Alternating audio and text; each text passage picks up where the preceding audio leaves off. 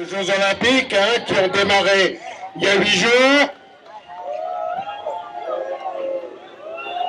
Sans surprise, c'est une vaste opération pour détourner l'attention du public de ses multiples problèmes.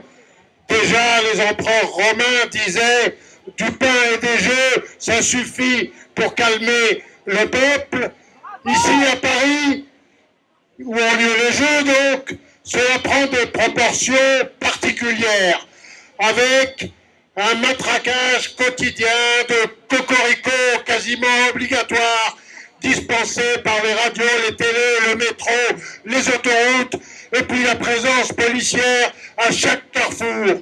Darmanin, qui se vante d'avoir effectué, écoutez-moi bien, plus d'1 million d'enquêtes individuelles sur autant de citoyens, débouchant sur des centaines d'assignations à résidence. On n'a pas le chiffre exact. Les médias ne nous le donneront pas parce qu'ils ne le cherchent même pas. Des centaines d'assignations à résidence de personnes pourtant jamais condamnées, jamais mises en examen, mais obligées de pointer plusieurs fois par jour dans un commissariat qui se trouve parfois éloigné de plus d'1 heure de leur propre domicile. Quand nous disons à longueur d'année que les horreurs infligées par Israël au peuple de Palestine sont en fait un laboratoire d'expérimentation des méthodes de surveillance, de coercition, qui ont vocation à être exportées et vendues au gouvernement du monde entier. La France et ses Jeux Olympiques, dans le cas présent, eh bien, nous sommes malheureusement dans le vrai. Et puis, il y a cette spécificité aggravante qui fait que Macron et les ultra-riches dont il est le serviteur, je vous signale par exemple Bernard Arnault et son empire de produits LVMH, cité à 50 reprises dans le communiqué de presse officiel du Comité international olympique, qui est censé vanter cette grande fête du sport, de l'égalité et de la fraternité que seraient les Jeux. Oui, spécificité aggravante qui fait qu'Emmanuel Macron a ouvertement profité des Jeux Olympiques pour réaliser ce que les juristes, et pas des révolutionnaires, non, des juristes, des professeurs de droit public à l'université, un véritable coup d'État. Un coup d'État parce que le parti de Macron a en effet perdu coup sur coup 2 élections, les européennes en juin et surtout les législatives des 30 juin et 7 juillet.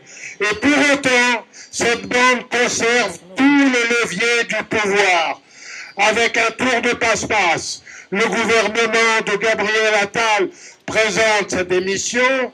Macron lui dit « C'est très bien, mon petit Gabriel, mais tu restes en place avec ton équipe et tu es en charge d'expédier ce qu'il appelle les affaires courantes. » Comme cette expression ne veut strictement rien dire, les ministres restent à leur poste, prennent des décrets, prennent des arrêtés, prennent des circulaires, squattent les plateaux de télévision avec ce bonus extraordinaire que le gouvernement ne peut même pas être renversé par l'Assemblée nationale puisqu'il est déclaré démissionnaire.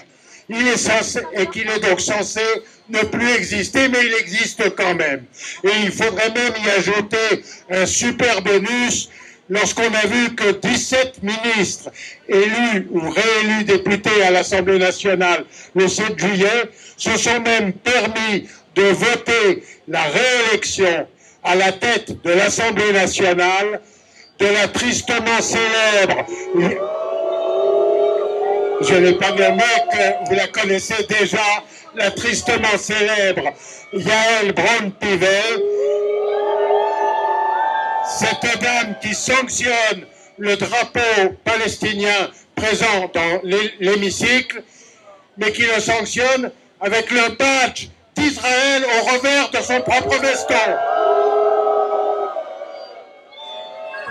Ce vote de 17 ministres en faveur de Braun-Pivet constitue à l'évidence une violation flagrante de la lettre et de l'esprit des lois, puisque dans un régime censément démocratique, tel que défini par notre Constitution, on ne peut pas être à la fois membre de l'exécutif, le gouvernement, et membre du législatif, l'Assemblée nationale.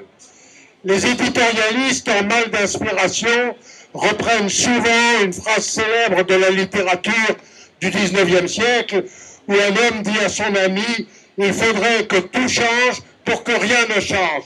Mais Macron est un homme moderne, et cela devient carrément chez lui « il faut que rien ne change pour que rien ne change ». Et Israël aux Jeux Olympiques dans tout cela.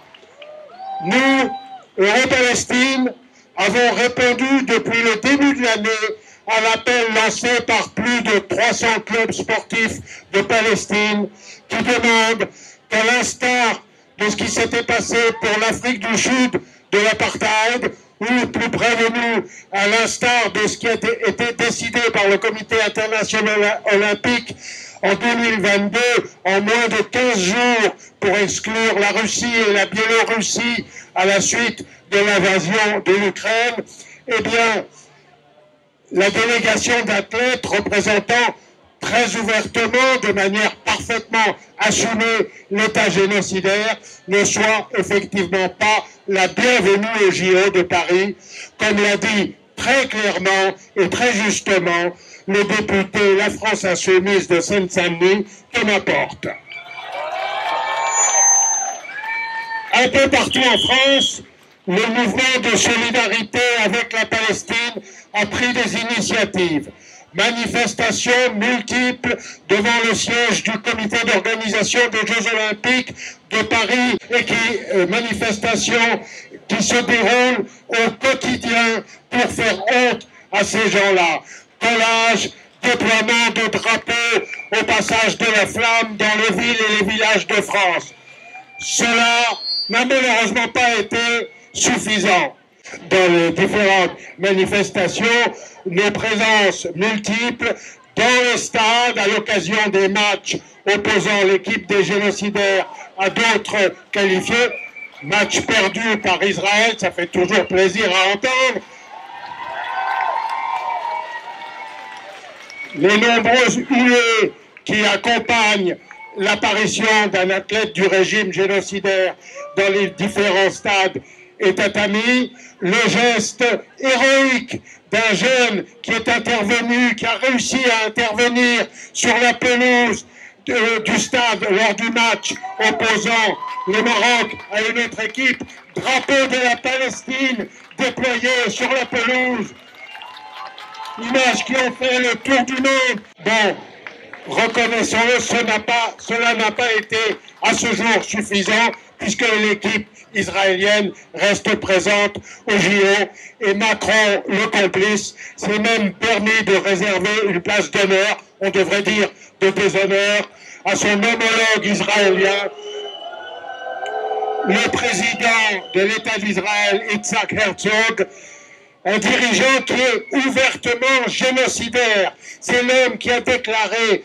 dès le mois d'octobre 2023, il n'y a pas de civils innocents à Gaza. Voilà ce qu'a déclaré cet homme. Voilà le feu vert. Voilà le feu vert qu'il a donné à la soldatesque pour qu'elle perpètre toutes ces exécutions, toutes ces exactions que vous voyez au quotidien. C'est aussi Yitzhak Herzog, pardonnez ma prononciation, qui a posé de sa plus moche signature les obus qui allaient être lancés quelques minutes plus tard sur les femmes et les enfants de Palestine. La mobilisation continue et doit continuer. Parce que malgré les difficultés, ce que nous faisons parvient quand même aux yeux et aux oreilles du peuple martyr de Palestine. Il leur montre qu'ils ne sont pas seuls au monde et que des millions de gens les regardent, les soutiennent et se mobilisent. Et qui les aident par conséquent à résister au sort insoutenable qui leur est infligé. La mobilisation doit donc continuer. Et en conclusion, eh bien non, le génocide n'est pas une discipline olympique. Le génocide n'est pas une discipline olympique. Le génocide n'est pas une discipline olympique. Le génocide n'est pas une discipline olympique. Le génocide n'est pas une discipline